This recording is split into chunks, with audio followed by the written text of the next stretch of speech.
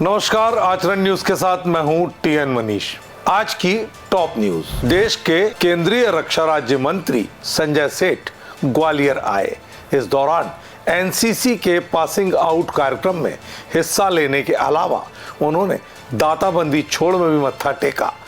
पत्रकारों से चर्चा के दौरान केंद्रीय रक्षा राज्य मंत्री ने न केवल चीन और बलूचिस्तान पर बात की, बल्कि इसके अलावा औरंगजेब को लेकर भी अपनी बात रखी और वहीं सुनीता विलियम्स की सकुशल धरती पर वापसी को लेकर उन्होंने खुशी जाहिर की। सेठ ने कहा कि आज का दिन दुनिया और भारत के लिए बहुत अच्छा है। सुनीता विलियम भारतीय मूल की एक बेटी धरती पर सकुशल लौटी।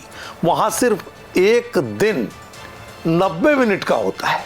16 बार सूर्योदय, 16 बार सूर्यास्त देखने को मिलता है। इस पावन दिन पर बेटी बचाओ बेटी पढ़ाओ बेटी बढ़ाओ का संदेश देशवासियों को देता हूं। और आज का दिन वैसे भी पूरी दुनिया के लिए और कहें हिंदुस्तान के लिए बहुत अच्छा दिन है कि सुनीता विलियम भारतीय मूल की एक बेटी जो आज धरती पर सकुशल लौटी। अब अंदाज़ा लगाओ कि एक दिन सिर्फ 90 मिनट का होता है और 16 बार सूर्योदय, 16 बार सूर्यास्त। केंद्रीय रक्षा राज्य मंत्री ने इस दौरान केंद्र सरकार की तमाम ध्वजवाहक योजनाओं को भी गिनाया।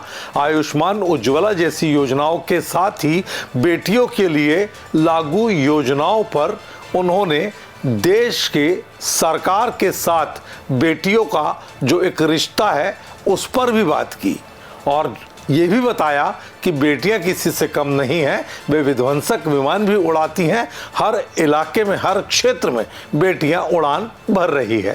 तो आज इस पावन दिन पर बेटी बचाओ बेटी पढ़ाओ बेटी बढ़ाओ, ये बेटियां हर क्षेत्र में आगे काम कर रही हैं। और प्रधानमंत्री नरेंद्र मोदी जी, जिन्होंने अंत्योदय के माध्यम से देश की बेटियों को चाहे शौचालय देना हो, चाहे उज्ज्वला योजना के तहत गैस चूल्हा सिलेंडर देना हो, आयुष्मान भारत देना हो, चाहे वो बेटियों के लिए योजनाएं हो, आयुष्मान, इतनी योजनाएं सब बेटियों को समर्पित। महाराष्ट्र समेत पूरे देश में इस समय चल रहे औरंगजेब के मामले को लेकर संजय सेठ ने विपक्ष पर उल्टे सवाल दागे।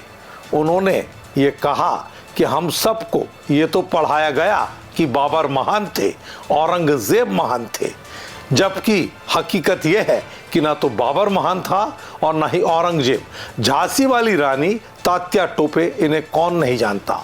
वास्तव में तो महान ये लोग थे। कोई मुद्दे ही नहीं। अब पहले हम सबको पढ़ाया गया कि बाबर महान थे। ना ना ना, बाबर महान नहीं था भाई। झांसी वाली रानी कौन नहीं जानता, तात्या टोपे कौन नहीं जानता। तो महान तो ये लोग थे। वर्तमान में रूस, यूक्रेन और बलूचिस्तान जैसे देश भारत की ओर देख रहे हैं। इस सवाल पर केंद्रीय रक्षा राज्य मंत्री संजय सेठ ने कहा कि ये तीनों ही नहीं, पूरी दुनिया भारत की ओर देख रही है। अब पुराना भारत नहीं रहा, ये नया भारत है। नया भारत न डरता है, न झुकता है, न पीठ दिखाता है, न ही किसी के आगे हाथ फैलाता है। यही नए भारत की ताकत है जो आज देश दुनिया के 100 ताकत है। संजय सेठ ने यह भी कहा कि दुनिया की तीसरी बड़ी आर्थिक शक्ति भारत जरूर बनेगा। प्रधानमंत्री मोदी के संकल्प 2047 को पूरा करने के लिए सरकार प्राणपण से जुटी है। अभी तक जो पंचवर्षीय योजना बनती थी, लेकिन हमारी सरकार ने 25 वर्ष की योजना बनाई है और जिसमें अब 22 साल रह गए हैं। विकसित भारत संकल्प से हर क्षेत्र में भारत आगे अवश्य बढ़ेगा।